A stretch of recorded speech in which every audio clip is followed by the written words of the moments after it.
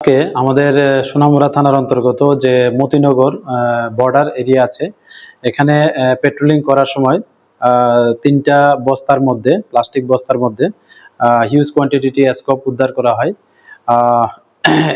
এবং কাউন্ট করে দেখা গেল যে টোটাল 525টি স্কোপের বোতল, কফ সিরাপ, যে নিষিদ্ধ স্কোপের বোতল। তো এগুলি সম্ভবত বাংলাদেশে পাচার উদ্দেশ্যে যে পাচারকারীরা রোডের সাইডে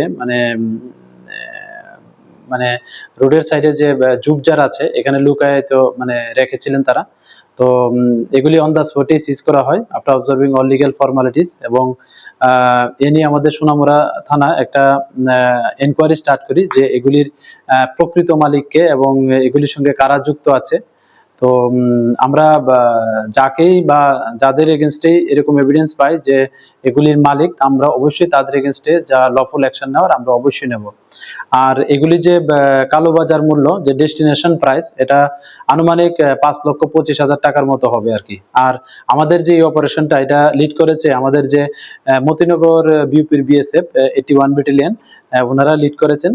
তো আমরা দেখছি যারাই এটার সঙ্গে যুক্ত থাকার প্রমাণ পাওয়া যাবে আমরা অবশ্যই তাদের এগেনস্টে লফুল অ্যাকশন নেব। Thank you.